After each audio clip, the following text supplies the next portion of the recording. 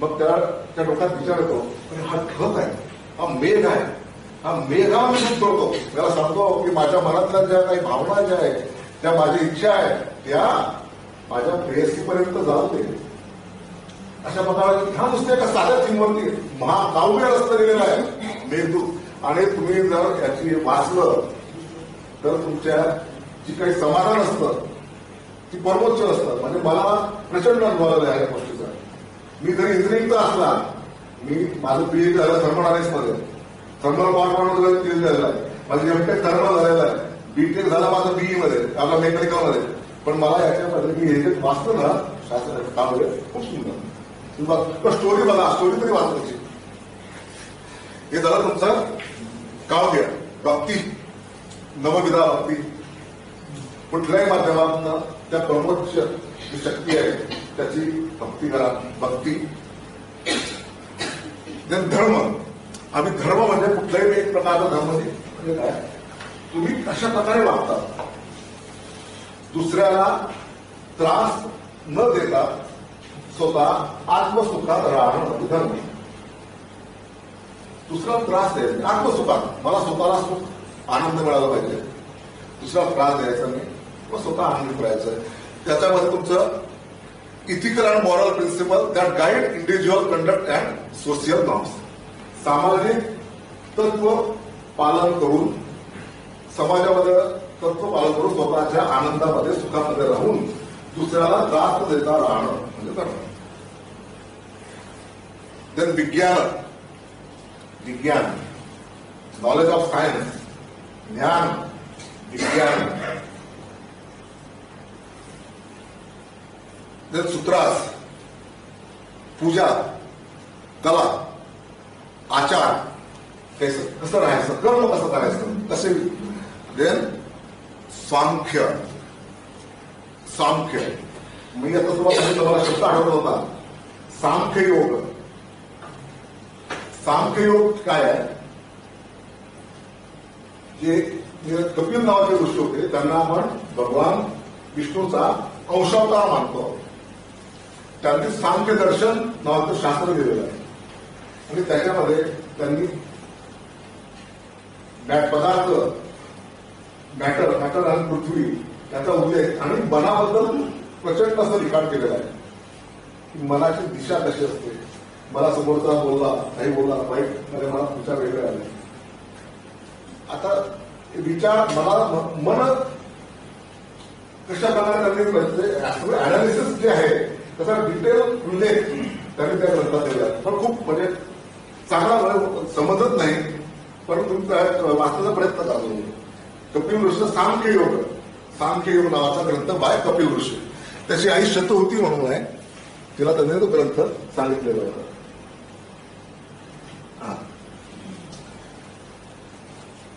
आपल्या अभ्यासक्रमात भारतीय ध्यान परंपरेमध्ये दर्शनशास्त्र, फिलॉसॉफीला म्हणतो. 6 फिलॉसॉफी आहे. न्यायदर्शन. न्यायदर्शन बाय गौतम ऋषी. गौतम ऋषींनी हा लिहिलेला ग्रंथ आहे न्यायदर्शन. माझ्यावर अन्याय होतोय, मला न्यायालयात काय असतं, न्यायालयात प्रूफ मागतात, प्रूफ दाखवा. देव आहे, दाखव प्रूफ. आत्मा आहे, दाखव प्रूफ. प्रत्येक गोष्टीला प्रूफ मागतात न्यायालयामध्ये. तर तेच त्यांनी इथं दिलेलं आहे. न्यायदर्शनमध्ये सगळ्या गोष्टी प्रूफ दिला आहे बाय गौतम ऋषीने लिहिलेला ग्रंथ आहे तो. Focus on logic and the method of reasoning it. Then Vaisheshika, एक दुसरा दर्शनशास्त्र आहे वैशेषिका. वैशेषिकामध्ये हे कानडा नावाचे ऋषी आहे. कानडा नावाच्या ऋषींनी ऍटम्स,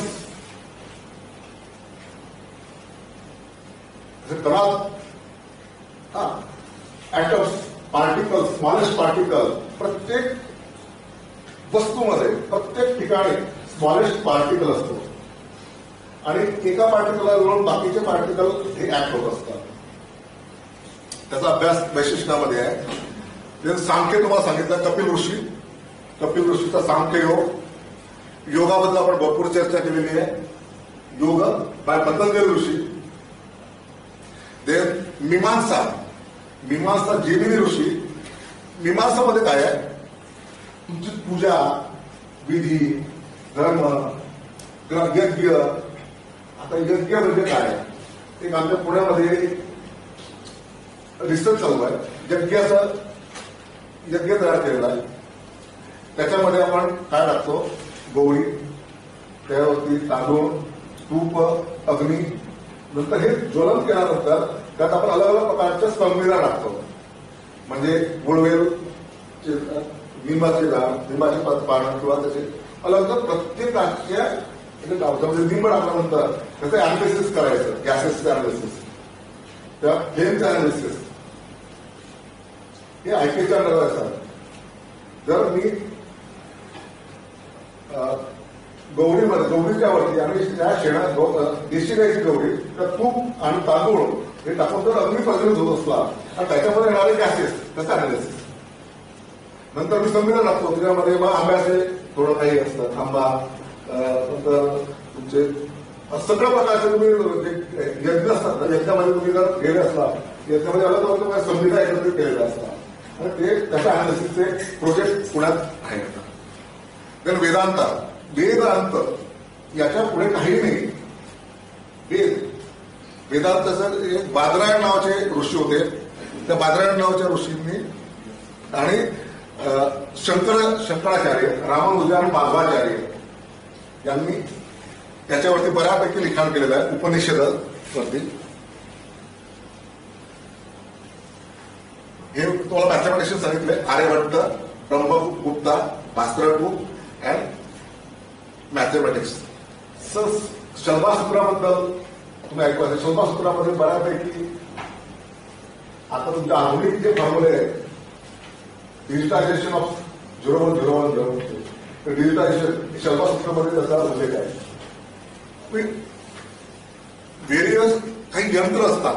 यंत्र म्हणजे जादूटोणा यंत्र असा हा प्रकार नाही. अंधश्रद्धा हा प्रकार इथं नाहीच. जंतर मंतर. आता जंतर मंतर जर तुम्ही कोण गेले असला किंवा तुम्ही वेधशाळा बघा, तर उज्जैनीला जर कोणी गेले असला,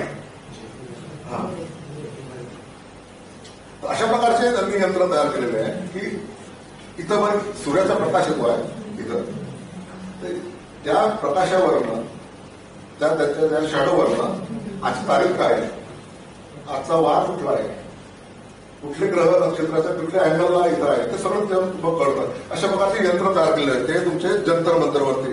सम्राट यंत्र म्हणजे तुमचं large sundial to measure the time, त्याला सम्राट यंत्र म्हणतात. राम यंत्र म्हणजे काय, instrument for determining the altitude of celestial body. अलग अलग प्रकारचे यंत्रचा वापर कशा करता केलेला आहे ते सांगितलं याच्यामध्ये. Jayaprakash Yantra use for finding the altitude and azimuth of the world. Azimuth zenith angle, azimuth angle. Gnomon, quadrants, कंकण, डिफरंट टाइप्स ऑफ यंत्र. पूर्वीच्या काही अलग अलग प्रकारचे यंत्र होते. आता यंत्राचा उपयोग कशा करता तुम्हाला हे सांगतो, सांगितलेलं आहे. यंत्राचा उपयोग हा शेती करता, व्यापार करता आणि काही म्हणजे कार्य, आपण जे म्हणजे कार्य, शुभ कार्य करायचे ते याचा उपयोग ते करायचे. आपण जे तिथी बघतो लग्न करता, पंचांग बघतो ना, पंचांग म्हणजे काय आहे की ती वेळ कुठे चांगली आहे. वेळ चांगली म्हणजे काय असं काही चमत्कार होतो असं काही नाही. जे काही ऊर्जा जी आहे पृथ्वीवरची ऊर्जा कमी जास्त होत असते, तर कुठल्या वेळेस कुठली ऊर्जा त्या भागात आहे त्याचा अभ्यास. कॅलेंडरचे प्रकार सांगितले. वैदिक कॅलेंडर, हिंदू लुनार कॅलेंडर, त्याच्यामध्ये तिथी, वार, योग, नक्षत्र, करण, निशक, Indian national calendar, regional calendar, Tamil calendar, Marathi calendar, Bengali calendar. मेजरमेंटच्या अलग अलग सिस्टीम होते. एन्शियंट इंडियन मेजरमेंट सिस्टीम, लेथ, योजन.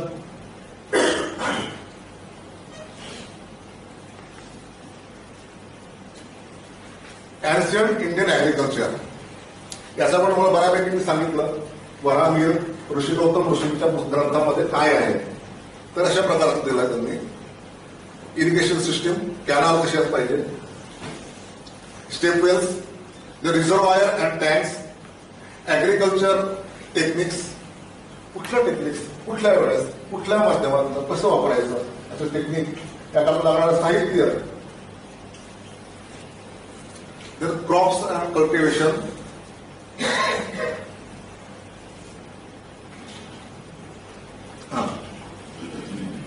आणि आता सर्वात महत्वाचा अद्वैत सिद्धांत. अद्वैत सिद्धांतामध्ये अलग नाही, तुम्ही नाही, मी नाही, कोणी एकच आहे सगळं. आणि ते त्यांनी सिद्ध केलेलं आहे. आता मी प्रोफेसर आहे, तुम्ही प्रोफेसर आहे, अलग अलग ठिकाणी आलं, पण अद्वैत सिद्धांत त्यांनी सांगितलेला आहे. आणि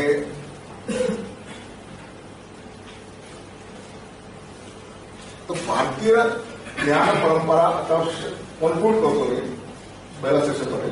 दुसऱ्या सेशनमध्ये तुम्हाला मी 18 पुराण, टोटल 18 पुराण आहे, 18 पुराणांचा सारांश सांगतो. त्यात काय आहे सांगतो, त्यातलं सायन्स सांगतो. असं म्हणतात, शास्त्रात असं सांगितलेलं आहे, ब्रह्मदेवाचा मरीची नावाचा पुत्र हा ब्रह्मदेवाजवळ बसलेला होता. ब्रह्मदेवाने सांगितलं मरीचीला 18 पुराणांची फक्त नावं जरी तू घेतले, नावांचा जरी उल्लेख केला तरी तुला अश्वमेध यज्ञ करण्याचं फल प्राप्त होईल.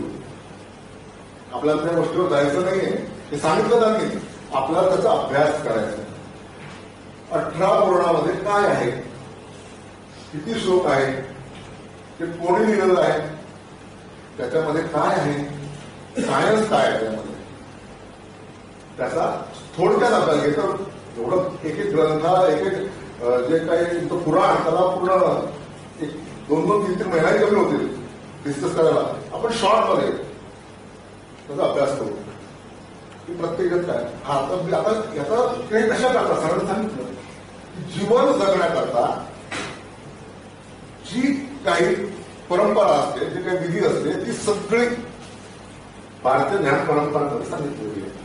आणि तुम्ही जर त्याचा अभ्यास जर केला तर जन्म ते मृत्यू, मृत्यूनंतरही काय, या सगळ्याचा अभ्यास त्याच्यामध्ये आहे.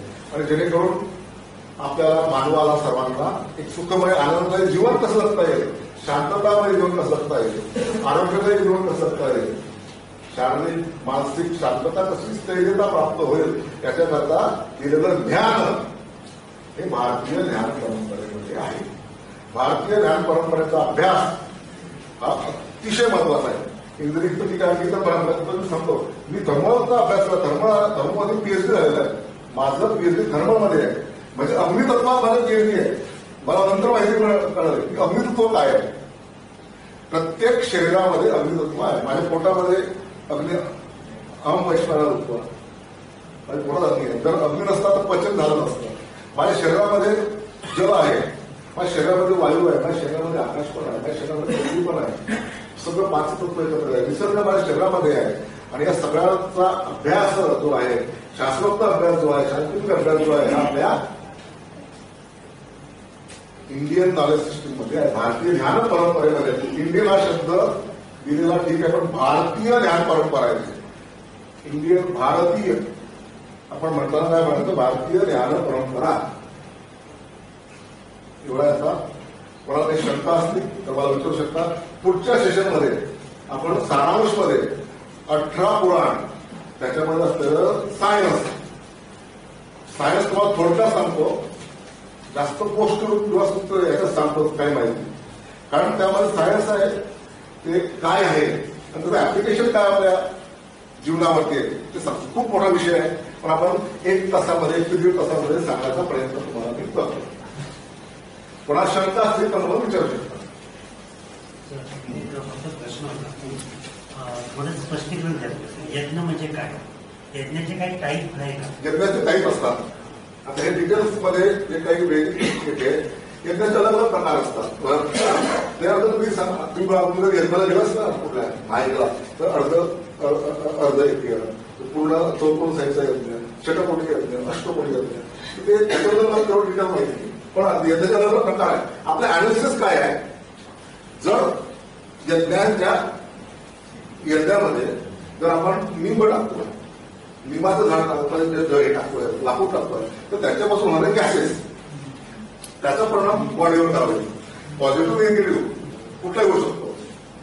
शरीरावरती काय तो पहिला पॉइंट. दुसरा, तुम्ही त्याच्यासोबत अजून दुसरं टाकलं, गुळवेल टाकलं, अश्वगंधा टाकले, अश्वगंधा, गुळवेल, तुमच्या चिंचेचं झाड किंवा अलग अलग प्रकारचे झाडाचे आपण टाकतो त्याच्यावर संविधा म्हणून लाकूड, तर त्याचा इफेक्ट काय बॉडीवरती, त्याचा अभ्यास, शास्त्रोक्त अभ्यास. आणि तुम्ही करू शकता. असं काय एक अॅनालायझर, गॅस अॅनालायझर असतं, तुम्हाला माहिती आहे. आपण थर्मल, तुम्ही थर्मलचा माणूस आहे, गॅस अॅनालायझर आहे. सहज आपण सीओ मेजर करू शकतो गॅस अॅनालायझरमध्ये. जे मेकॅनिकलचे असतील त्यांना गॅस अॅनालायझर हा लागणार नाही.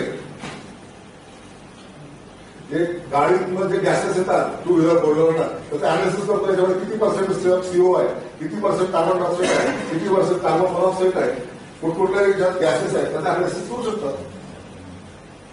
तर ह्याचे पण अॅनालिसिस प्रयोग चालू होता. अजून सक्सेस नाही. त्याच्यात निगेटिव्ह येऊ शकतो, पॉझिटिव्ह येऊ शकतो, काय माहिती नाही. रिसर्चचा आउटकम, रिझल्ट कोणी आजच करू शकत नाही.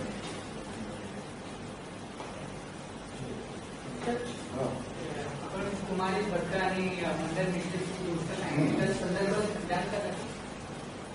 शास्त्रोक्त पुरातन काळामध्ये मंडळ मिश्र आणि भगवान शंकराचार्य ज्यांचं शास्त्राचं आता मी इथं बोलतोय, शास्त्राचं चर्चा चालू आहे की वेद काय, देव आहे का, आत्मा आहे का, व देवा त्याची जी चर्चा आहे, शास्त्राची जी चर्चा आहे, धर्माची जी चर्चा आहे, त्याच्यावरती त्यांनी चर्चा केली. कुमारी भट्ट मंडळ मिश्र आणि भगवान Shankaracharya. I just wanted a reference.